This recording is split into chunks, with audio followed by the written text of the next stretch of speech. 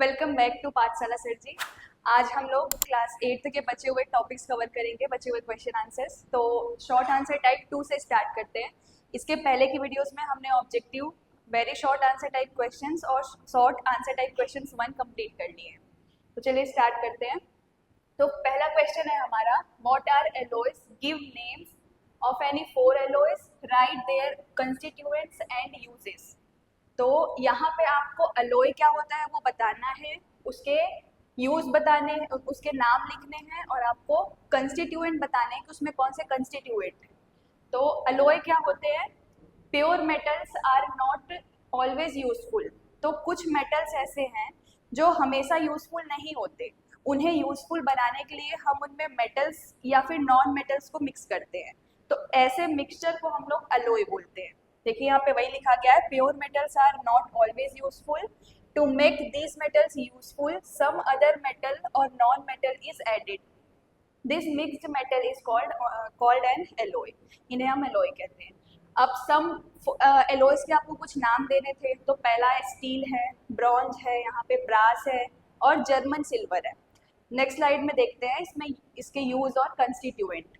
तो यहाँ पे हमने पहला एलोय क्या देखा है, स्टील। तो स्टील का कंस्टिट्यूएंट मतलब किन चीज़ों से वो मिलके बना हुआ है। तो स्टील बना हुआ है, स्टील में होता है आयरन और कार्बन का मिक्सचर। इसे हम लोग यूज कहाँ करते हैं? शिप्स, ब्रिज, रेल, इन सब को बनाने में यूज करते हैं स्टील का। सेकेंड, स्टेनलेस स्टील है। ये इसमें कौन से कंस्टिट्यूएंट्स होते हैं? यहाँ पे आयरन होता है, कार्बन है, क्रोमियम है और निकिल है। और इसका हम यूज कहाँ करते हैं? यूटेंसिल्स मतलब बर्तनों को बनाने में, मेडिकल और सर्जिकल इंस्ट्रूमेंट्स को बनाने में हम इसका यूज करते हैं। थर्ड क्या है? ब्रॉन्ज। ब्रॉन्ज भी आपका एक तरह का एलॉय है, जहाँ जिसमें इसके कंस्टिट्यूएंट कौन कौन से हैं? कॉपर है, टीन है। और हम इसका यूज कहाँ करते हैं? स्टैचूज, वाइन और मेडल्स बनाने के लिए हम लोग ब्रॉन्ज का यूज करते हैं। फोर्थ है ब्रास। ब्रास भी आपका एक तरह का अलॉय है, जिसमें कंस्टिट्यूएंट क्या होते हैं? कॉपर है, जिंक है।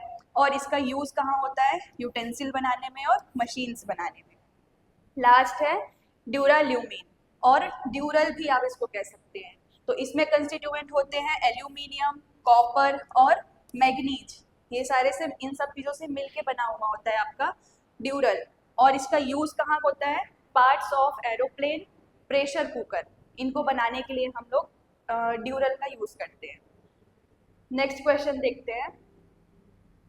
नेक्स्ट क्वेश्चन क्या बोल रहा है? डिफाइन। आपको डेफिनेशन देना है इन चीज़ों का, प्रिंसिपल एक्सिस, ऑप्टिकल सेंटर और फोकस को डिफाइन करना है। तो पहले हम लोग प्रिंसिपल एक्सिस देखते हैं। प्रिंसिपल एक्सिस होता क्या है? पहले देखिए लेंस बना कैसे हुआ होता है। लेंस आपका दो स्फेयर से मिलके बना हुआ है। अगर हम लोग इसकी बात करें तो देखिए, ये अगर हम लोग इसको ऐसे कंप्लीट करते हैं तो एक स्फेयर ये बन गया और दूसरा स्फेयर हमारा ये बन जाएगा। तो दोनों स्फेयर में क्या होता है? किसी भी स्फेयर में सेंटर होता है। तो दोनों स्फेयर का सेंटर क्या हो जाता है? सेंटर ऑफ कर्वेचर, जिसको हमने C1 और C2 से डिनोट किया हुआ है। और जब हम इन दोनों C1 और C2 को क्या करेंगे? एक लाइन से जोड़ देंगे। तो C1 C2 को जो लाइन जोड़ती है उसको हम लोग बोलते हैं प्रिंसिपल एक्सिस। वो आपके लेंस का प्रिंसिपल एक्सिस होता है। सेम, और ये दोनों लेंस के लिए सेम ही होगा, कॉन्वेक्स भी और कॉन्केव भी। ये आपका कौन सा लेंस है? कॉन्वेक्स है, और ये है हमारा कॉन्केव लेंस। दोनों लेंस में क्या हो रहा है? देखिए C1 C2 यहाँ पे भी है। दोनों स्फेयर का जो सेंटर है उसे हम सेंटर ऑफ कर्वेचर कहते हैं, और इन दोनों को जोड़ने वाली लाइन आपकी क्या हो जाएगी? प्रिंसिपल एक्सिस हो जाएगी। वह डेफिनेशन देख लेते हैं। The line joining the centre of curvature of both the surfaces is called principal axis. Second हमारा क्या है? ऑप्टिकल सेंटर है। तो ऑप्टिकल सेंटर क्या होता है? This is the centre of the lens from where rays pass without bending. तो optical centre आपका वो सेंटर होता है जहां से लाइट रे जो आपकी इंसिडेंट हो रही है वो विथआउट बेंडिंग आगे चली जाती है। यहाँ पे देखो लाइट आ रही है और विथआउट बेंडिंग, ये देखिए ये जो लाइन आ रही है आपकी, ये यहाँ से मतलब इंसिडेंट हुई और विथआउट बेंडिंग ये यहाँ से चली गई। कहाँ? तो ये किस पॉइंट पे मिल रही है? इस पॉइंट पे जिसे हमने ओ दिया है नाम। तो ये होता है आपका ऑप्टिकल सेंटर। ये कॉन्वेक्स के लिए हो गया और ये कॉन्केव के लिए हो गया। थर्ड हमारा डेफिनेशन किसका है, फोकस का। फोकस क्या होता है, तो फोकस के लिए हम लोग यहाँ पे एक बार फिर से स्फेयर बना लेते हैं, ठीक है, स्फेयर बना लेते हैं ये वाला।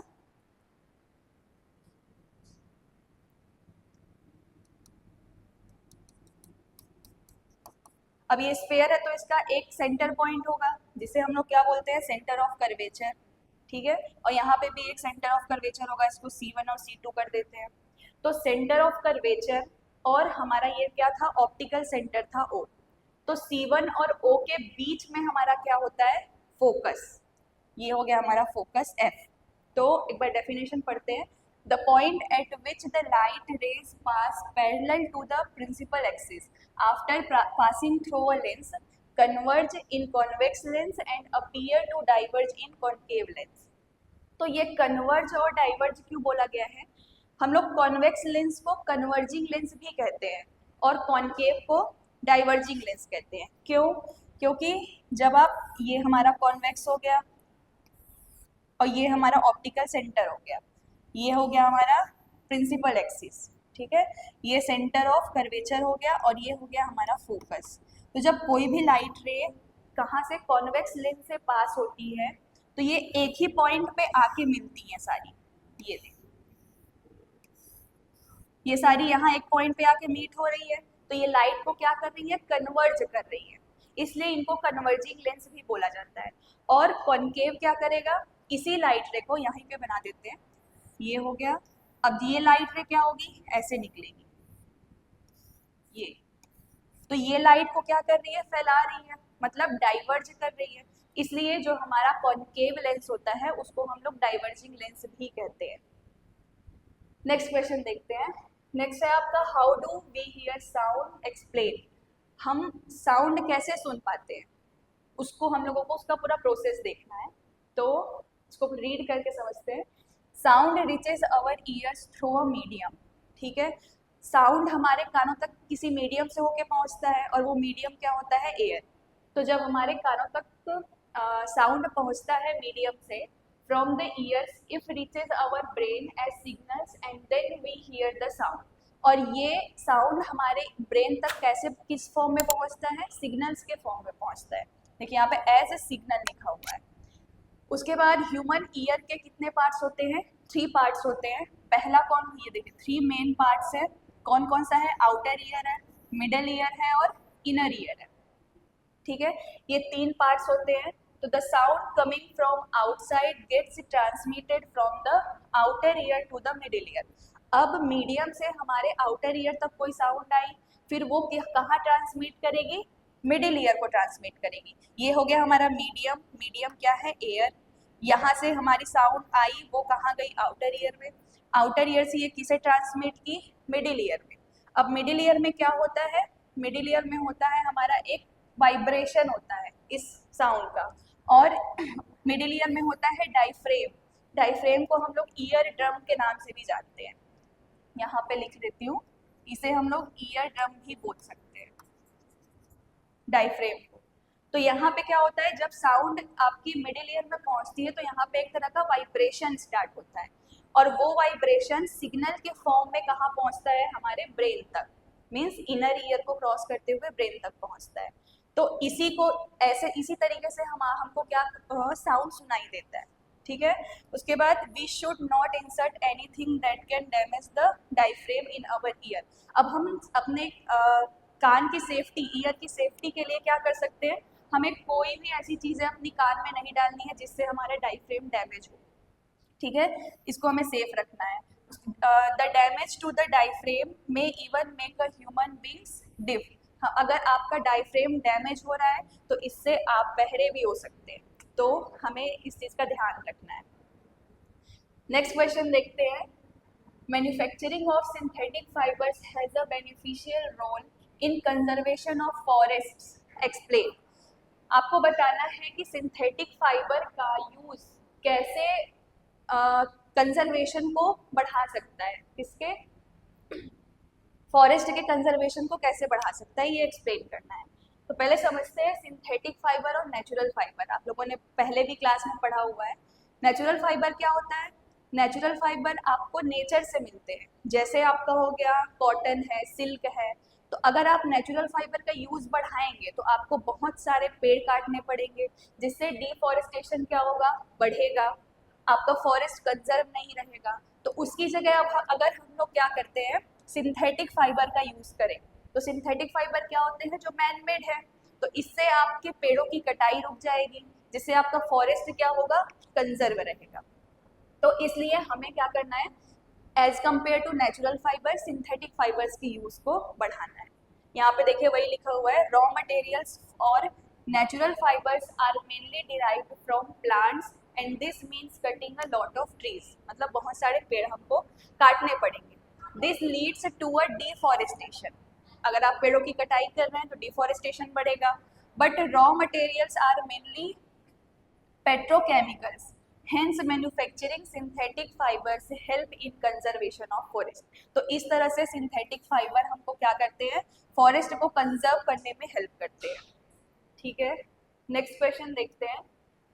नेक्स्ट है आपका, draw diagram of a plant cell and animal cell and write the name of all the parts of the cell. हम लोगों ने इससे पहले प्लांट सेल और एनिमल सेल में डिफरेंस देखा था, तो अभी यहाँ पे इसके पार्ट्स नेम देख लेते हैं। ये डायग्राम आपको बनाने आना चाहिए, एग्जाम में हो सकता है आपसे डायग्राम भी बनाने बोल दिया जाए। तो यहाँ पे आपको विद डायग्राम के साथ नेमिंग करनी है। तो देख लेते हैं, ये हमारा क्या है, न्यूक्लियस। ठीक है, ये जो शेप दिख रहा है, ये कुछ शेप ऐसे बने हुए हैं, ये हो गया हमारा न्यूक्लियस। इसके बाद हमारा क्या है, साइटोप्लाज्म है। साइटोप्लाज्म में ये डॉट दिख रहे हैं, एक तरह का लिक्विड है। उसके बाद गोल्गी बॉडीज है, ये हो गए हमारे। इसके बाद यहाँ क्या है, एंडोप्लाज्मिक रेटिकुलम है ये। फिर माइटोकॉन्ड्रिया है, माइटोकॉन्ड्रिया का शेप ये है। इसके बाद वैक्यूल्स है, क्लोरोप्लास्ट है, और प्लाज्मा मेम्ब्रेन और सेल वॉल है। हम लोगों ने जब डिफरेंस पढ़ा था तो हम लोगों ने देखा था कि हमारा जो प्लांट सेल है इसमें सेल वॉल प्रेजेंट होते हैं, और अभी हम एनिमल सेल देखेंगे उसमें सेल वॉल प्रेजेंट नहीं होता। देखिए इसका एक डेफिनेट शेप दिखाई दे रहा है, लेकिन एनिमल सेल का कोई भी डेफिनेट शेप नहीं होता। देखिए ये एनिमल सेल हो गया, इसमें हमको कहीं भी सेल वॉल दिखाई नहीं दे रहा है, सेल वॉल इसमें नहीं होता है, इसका एक डेफिनेट शेप नहीं है। तो ये सब तुम्हारे डिफरेंस भी हो गए। और ये हमारा इसमें भी देखिए, जैसे प्लाज्मा मेम्ब्रेन है, गोल्गी बॉडीज है, न्यूक्लियस है, राइबोसोम्स है, ये सब आपके यहाँ पे क्या हो गए, इनके नेम हो गए।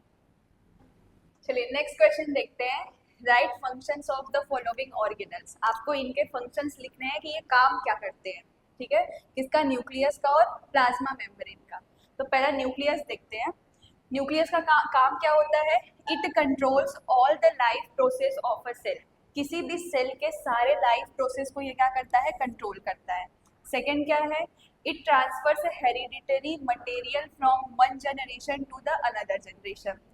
हेरिडिटरी मटेरियल क्या हुआ, जैसे मदर टू पेरेंट आपका आई कलर है, हाइट है, ये चीज़ें ट्रांसफर होती हैं। तो ये चीज़ें आपका हेल्प कौन करता है, न्यूक्लियस ट्रांसफर होने में। थर्ड क्या है, it is helpful in a cell division. Cell division में भी न्यूक्लियस हेल्प करता है। ठीक है, उसके बाद प्लाज्मा मेम्ब्रेन के फंक्शंस देखते हैं। प्लाज्मा मेम्ब्रेन के फंक्शंस क्या है, it helps in maintaining shape of a cell. Cell के शेप को मेंटेन करने के लिए प्लाज्मा मेम्ब्रेन का यूज किया जाता है, और ये प्रोटेक्ट और सपोर्ट करता है सेल को, किसी भी सेल को प्रोटेक्शन और सपोर्ट प्रोवाइड करता है। ठीक है, नेक्स्ट क्वेश्चन देखते हैं। अगला है आपका, what are differences between normal blood cell and a sickle cell. Normal blood cell और सिकल सेल में क्या डिफरेंस है। तो नॉर्मल ब्लड सेल क्या होता है, they are round in shape, ये शेप में राउंड होते हैं। बट सिकल क्या होता है, ये आपके सिकल का शेप ले लेता है ये ब्लड सेल। सिकल शेप मतलब हंसिए के आकार का हो जाता है यहाँ पे ब्लड सेल जो होते हैं। सेकेंड क्या है, they are soft and elastic होते हैं। जो हमारा नॉर्मल ब्लड सेल है ये सॉफ्ट होता है और इलास्टिक होता है, लेकिन सिकल सेल क्या हो जाते हैं, sickle called cell, they are comparatively less elastic होते हैं। अगर इससे कंपेयर किया जाए तो ये हमारे लेस इलास्टिक है। Third, they flow easily in the capillaries. ये कैपिलरीज में इजिली फ्लो हो सकते हैं, लेकिन ये क्या होते हैं, get entangled in the groups in capillaries. ये जितनी स्मूथली ये फ्लो हो रहा है उतनी स्मूथली यहाँ पे ब्लड का फ्लो नहीं होता। लास्ट है their life is of 120 days. ये ब्लड सेल का लाइफ कितने दिन का होता है? 120 डेज का होता है। और यहाँ पे ये कब डिस्ट्रॉय हो जाते हैं? ये 20 डेज में डिस्ट्रॉय हो जाते हैं, सिकल सेल। ठीक है, नेक्स्ट क्वेश्चन देख लेते हैं। Right the main symptoms of the following diseases. आपको इन डिसीजेस के सिम्टम्स बताने हैं। क्या है? जॉन्डिस है और डाइसेंटरी है। तो जॉन्डिस का सिम्टम क्या है? Loss of appetite and no taste of food. तो आपका एपेटाइट, ये क्या हो गया? लॉस ऑफ एपेटाइट मतलब भूख ना लगना। और टेस्ट ऑफ फूड, आपको फूड किसी भी खाने का टेस्ट नहीं मिलेगा, ये आपका जॉन्डिस का सिम्टम हो गया। Colour of urine becomes yellow and colour of eyes and skin becomes yellow. आपके आई, स्किन, हर चीज का कलर क्या हो जाएगा? येलो हो जाएगा। फील वीक एंड टायर्ड, आपको वीकनेस और टायर्डनेस बहुत ज़्यादा फील होगी। और फोर्थ क्या है? Pain in right side towards the top of stomach. आपके स्टमक में अप साइड क्या होगा? पेन रहेगा। ये सब आपके जॉन्डिस के सिम्टम्स हो गए। सेकेंड, डाइसेंट्री के सिम्टम्स क्या है? Cramps and spasm in the abdomen with frequent bowels. Next देखो, slight fever may be this. यहाँ पे आपको फीवर महसूस हो सकता है, हल्का फीवर हो। उसके बाद disease is not cured fast, मतलब ये जल्दी नहीं फैल सकता लेकिन आपको महसूस होगा। ठीक है, इसके बाद फोर्थ क्या है? Generally effect of diseases remain till 2, 3 और 4, 5 डेज। मतलब 2, 3 या 4, 5 दिनों तक आपको, अगर ये है तो इसके सिम्टम्स आपको दिखाई देने स्टार्ट हो जाएंगे। नेक्स्ट क्वेश्चन देखते हैं, अगला क्या है? Right short notes on the following. आपको इन दोनों टॉपिक पे एक शॉर्ट नोट तैयार करना है। पहला क्या है? पोल्ट्री फार्मिंग और सेकंड मशरूम कल्चर।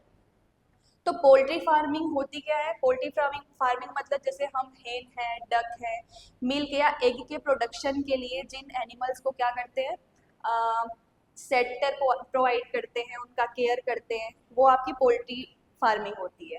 तो rearing hens, duck and their birds for eggs, मतलब हम हैन या डक या फिर बर्ड को egg and their meat is known as poultry farming. मतलब एग और मीट के लिए उनको क्या करते हैं? शेल्टर प्रोवाइड कर रहे हैं, उनको देखभाल कर रहे हैं। तो ये होती है हमारी पोल्ट्री फार्मिंग। ये आपका डेफिनेशन हो गया। They are reared at homes and also at farms.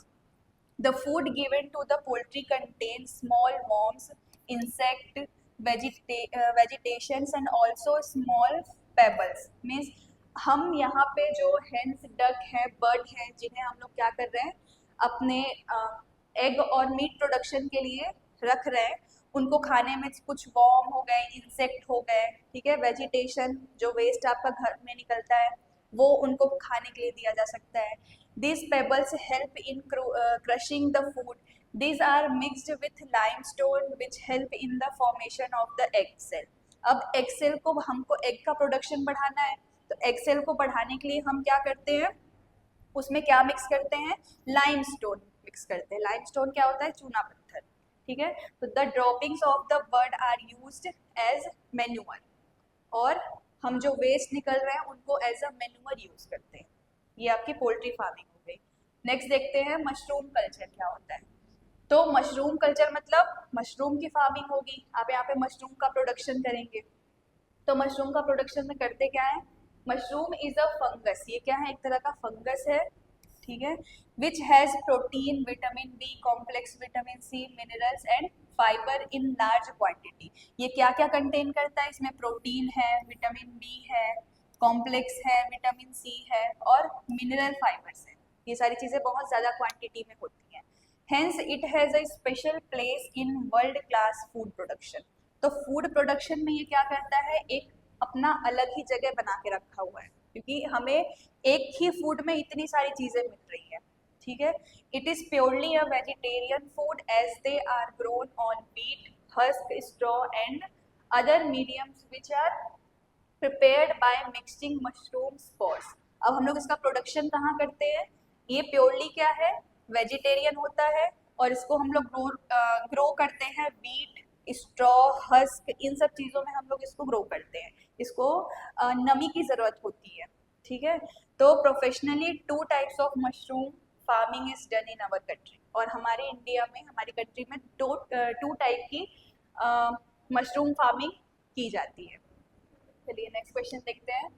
Right short notes on any 2 new techniques of irrigation. अब इरिगेशन आपको पता है कि आप किसी भी क्रॉप को उगा रहे हैं तो हमें वहाँ पे पानी डालना होता है, तो पानी को डालना ही क्या होता है आपका इरिगेशन या सिंचाई होती है।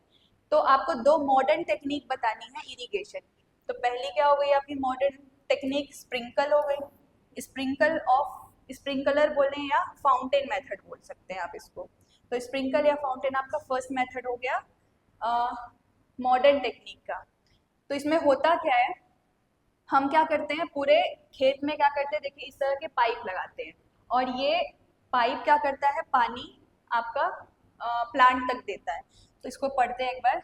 In this method standing crops are artificially showered with water. तो ये जो पानी निकल रहा है इसी को शावर्ड विथ वाटर बोला जा रहा है। Water is passed a high pressure through pipes and it comes out दो outlets of small pores fitted on wheel shafts in form of showers. This method of irrigation is perfect in uneven lands where no other method is effective. मतलब इस method को, इस sprinkle method को आप उस जगहों पे यूज कर सकते हैं जहाँ पे आपके जो खेत है वो अनइवन है, मतलब प्लेन नहीं है, वहाँ पे आप इस मेथड का यूज कर सकते हैं। इसकी एक कमी ये है कि इसमें पानी का वेस्टेज बहुत ज़्यादा होता है, तो आप इसे उस जगह पे नहीं यूज़ कर सकते हैं जहाँ पे पानी की कमी है, ठीक है। तो ये आपका पहला हो गया मॉडर्न टेक्निक इरिगेशन का। सेकंड है ड्रिप इरिगेशन।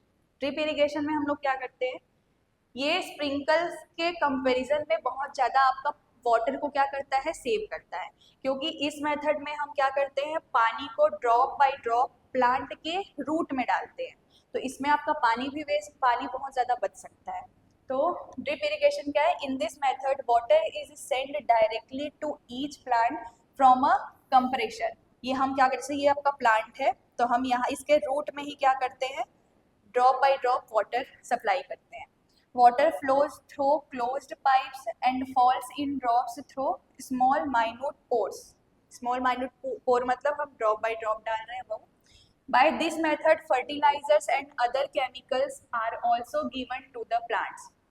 और इस मेथड का यूज करके हम वाटर के साथ साथ ही मैन्योर हो गए, केमिकल्स हो गए, वो प्लांट्स को दे सकते हैं, जो हमारे प्लांट्स की ग्रोथ के लिए भी बहुत हेल्पफुल होते हैं। तो ये आपके 2 मेथड हो गए, ड्रिप और sprinkle, modern techniques. Next question क्या है, what are the causes of air pollution. Air pollution के कॉजेस क्या क्या हैं। तो एयर पोल्यूशन होता क्या है, आपके एयर में क्या होते हैं बहुत सारे मिक्स पोल्यूशंस हैं जो आपके एयर को क्या करते हैं पोल्यूट कर रहे हैं। तो air pollution is caused by smoke from vehicles and factories, burning of garbage, fire crackers and harmful gases released into the air. मतलब ये जो आपके व्हीकल से जो गैसेज निकल रही हैं, हाँ, आप गार्बेज को क्या करते हैं हम लोग बर्न करते हैं, उससे भी बहुत ही हार्मफुल गैसेज निकलती हैं।